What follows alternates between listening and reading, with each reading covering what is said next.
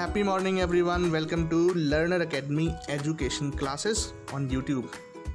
आज हम देखेंगे मॉडर्न इंडियन हिस्ट्री बाय सिद्धांत पाठक। MCQs करेंगे मॉडर्न इंडिया के, क्वेश्चंस होंगे ऑब्जेक्टिव्स। पहला क्वेश्चन देख लेते हैं। आपको 5 यहाँ पर A to E दिए हुए हैं, इनको आपको मैच करना है 1 to 5 से। पहला देखिए, राम मोहन रॉय फाउंडर हैं ब्राह्मो समाज के, तो A का हो जाएगा 3। देवेंद्रनाथ टैगोर फाउंडर हैं तत्वबोधिनी सभा के, तो बी का हो जाएगा 1। केशव चंद्र सेन फाउंडर हैं ब्राह्मो समाज ऑफ इंडिया 1860, और आत्माराम पांडुरंग फाउंडर हैं प्रार्थना समाज के, और दयानंद सरस्वती फाउंडर हैं आर्य समाज के। यहाँ समाज सारे ऑर्गेनाइजेशंस के ईयर्स भी लिखे हुए हैं और ये फाउंडर्स हैं, आपने मैच कर दिए। ए का 3, बी का 1, सी 2, डी 5 और ई 4, ये आंसर्स हैं। क्वेश्चन नंबर 2, अगेन आपको 5 यहाँ पर दिए हुए हैं ए टू ई, और 5 1 to 5 दूसरी साइड में, इनको मैच करना है। विवेकानंद रिलेटेड किससे हैं? रामकृष्ण मिशन। उसके बाद HP ब्लावाट्स्की किससे रिलेटेड है? थियोसॉफिकल सोसाइटी से। सर सैयद अहमद खां अहमदिया या फिर अलीगढ़?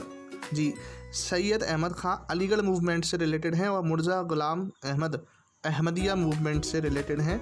एनी बेसेंट रिलेटेड हैं सेंट्रल हिंदू कॉलेज वाराणसी से। इसके आंसर हो जाएंगे A2 Vivekananda related to Ramakrishna Mission. ऐसे ही HP Blavatsky related to Theosophical Society, ऐसे ही A2 B1 C4 D3 और E5, ये इसके आंसर हो जाएंगे। मैच कीजिए आप। नंबर 3 पर है कि 19th सेंचुरी में सोशल रिफॉर्मर कौन हैं ऐसे जिन्हें पास्ट और फ्यूचर के बीच में ब्रिज माना जाता है। मतलब कि पास्ट पीछे है, फ्यूचर आगे है, और बीच में इनको जोड़ने का काम किसने किया है? इसका सीधा आंसर हो जाएगा राजा राम मोहन रॉय, जो मॉडर्न इंडिया के फादर भी कहे जाते हैं, फादर ऑफ मॉडर्न इंडिया, राजा राम मोहन रॉय।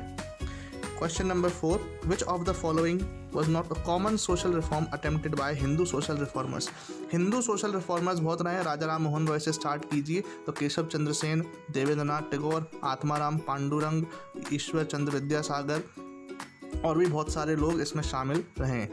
ये पूछा जा रहा है कि इसमें से कौन सी ऐसी रिफॉर्म है जो इनके बीच कॉमन नहीं थी। आर्य समाज को भी इसमें ले सकते हैं, और भी बाकी सभाएं भी आ जाएंगी इसमें।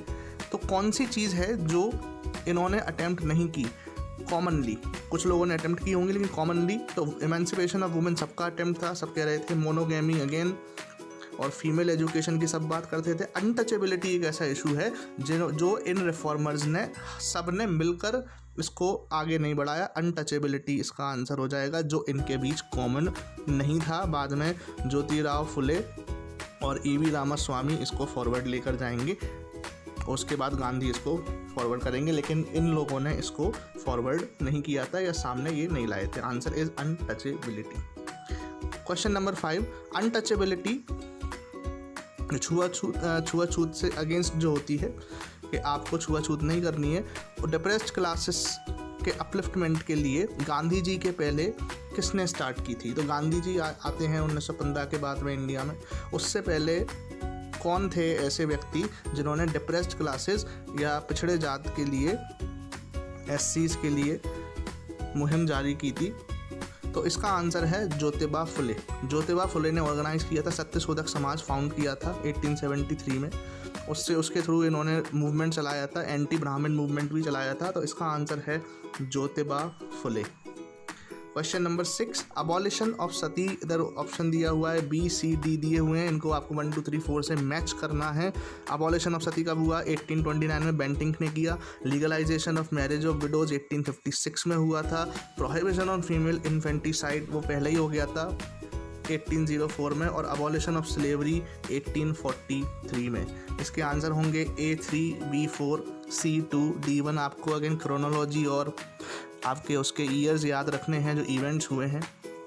Again abolition of Sati 1829, window remarriage 1856, female infanticide 1804 और स्लेवरी 1843। इसके आंसर हैं A3 B4 C2 D1। Question number 7, social reformers of Maharashtra who became famous by the pen name of Lok Hitwadi. अब यहाँ ऑप्शन में आपको दिया है बाल गंगाधर तिलक, जो लोक हितवादी नहीं है वो लोकमान्य है, तो इसमें बाल गंगाधर तिलक आंसर नहीं है। आंसर है गोपाल हरि देशमुख, GH देशमुख, जिनको कहा जाता है लोक हितवादी। लोकमान्य तिलक को कहा जाता है, इसलिए वो ऑप्शन में वहाँ है, कंफ्यूज ना हो। Gopal Hari Deshmukh is known as Lok Hitwadi. Question number 8, who played Socrates to the first generation of English education of young man of Bengal. देखिए सॉक्रेटिस का फिलोसफी में और ग्रीक फिलोसफी में और लिटरेचर में बहुत बड़ा इंपॉर्टेंस है, और पॉलिटिकल सिस्टम में, कि उन्होंने कुछ ऐसे आइडियाज़ दिए हैं जिनको लोग फॉलो करके आगे बढ़ सकते हैं, मॉडर्नाइज हो सकते हैं। तो ऐसा काम इंडिया में यंग मैन ऑफ बंगाल के लिए, इंग्लिश एजुकेटेड जो यंग मैन थे बंगाल के लिए, इन लोगों में से उनको किसने आगे बढ़ाया है? यंग मैन जो इंग्लिश एजुकेटेड हैं वो आगे बढ़े किसके गाइडेंस में या किसके विचारधाराओं पर चलकर वो आगे बढ़े हैं? इसका आंसर होगा Henry Vivian Derozio. Henry Vivian Derozio Calcutta में टीचर थे, हिंदू कॉलेज में पढ़ाते थे, और इन्होंने यंग बंगाल के यंग पीपल को गाइड किया है साइंटिफिक रीजनिंग और मॉडर्नाइज्ड थ्योरीज से। इसका आंसर है Henry Vivian Derozio. Question number 9, Arya Samaj popular क्यों हुई? इंस्टेंट कारण क्या है कि आर्य समाज पॉपुलर हुई? क्या था? क्या वो शुद्ध हिंदुइज्म की बात करते थे, या फिर वो वेस्टर्न एजुकेशन को सपोर्ट करते थे? क्या ये कारण था? देखो करते होंगे वो अलग बात है, लेकिन क्या वो कारण है पॉपुलर होने का? तो पॉपुलर होने का जो कारण है वो ये है कि उन्होंने हिंदुइज्म में जो ईवल प्रैक्टिसेस, कुरीतियाँ थीं, उनके अगेंस्ट बात की और वैदिक रिलीजियन को, वेदों को सुपीरियर बताया, जिससे उनकी पॉपुलैरिटी बढ़ी। ऐसा ये ऑर्गेनाइजेशन पहली थी ऐसा करने वाली। पिछले सोशल रिफॉर्मर्स या ऑर्गेनाइजेशंस वैदिक फ़िलॉसफी को या वैदिक सिस्टम को या वैदिक रिलीजियन को सुपीरियर नहीं बता रहे थे। इन्होंने पहली बार ऐसा बताया और हिंदुइज्म की कुरीतियों का भी विरोध किया। Answer is C. इसका आंसर हो जाएगा सी। 9th का आंसर है C. Question number 10, liberator of Indian press, ये किसे कहा जाता है? कर्जन तो बिल्कुल नहीं है। क्या M.K. गांधी हैं? इसका आंसर है मैटकेल्फ। मैटकेल्फ गवर्नर जनरल रहे हैं। मैटकेल्फ बेंटिंक के बाद आए थे, 1835 के बाद 1837 तक रहे, थोड़ा कम टाइम के लिए रहे, लेकिन इन्होंने प्रेस एक्ट करवाया था, और प्रेस एक्ट की वजह से प्रेस पे थोड़ी सी जो लिमिटेशंस हैं वो कम कर दी थी, और प्रेस को थोड़ा फ्री छोड़ दिया था, इंडियन प्रेस को, वर्नाकुलर प्रेस को, इसलिए इन्हें लिबरेटर ऑफ इंडियन प्रेस कहा जाता है। रिपन के बाद ये 2nd नंबर पर आते हैं फेवरेट गवर्नर जनरल्स में, Metcalfe. Question number 11, regarding those of Moplah uprising. Moplah uprising south India में हुई थी, उसके बारे में कौन सा कथन गलत है? They were mainly directed against upper caste Hindu landlords, क्या ये गलत है? These uprisings were peculiar form of rural terrorism, क्या रूरल टेररिज्म है ये? क्या आतंकवाद जैसे रिलेटेड है? या फिर बहुत सारे जो मोपला रेबेलियन में मरे थे, जो पुअर पीजेंट्स या लैंडलेस लेबरर्स थे, या फिर वो सुसाइड करते थे और ये मानते थे कि जो सुसाइड करेंगे वो शहीद होंगे? तो देखिए पहला सही है, दूसरा भी सही है, और तीसरा भी सही है, जो चौथा है वो गलत है।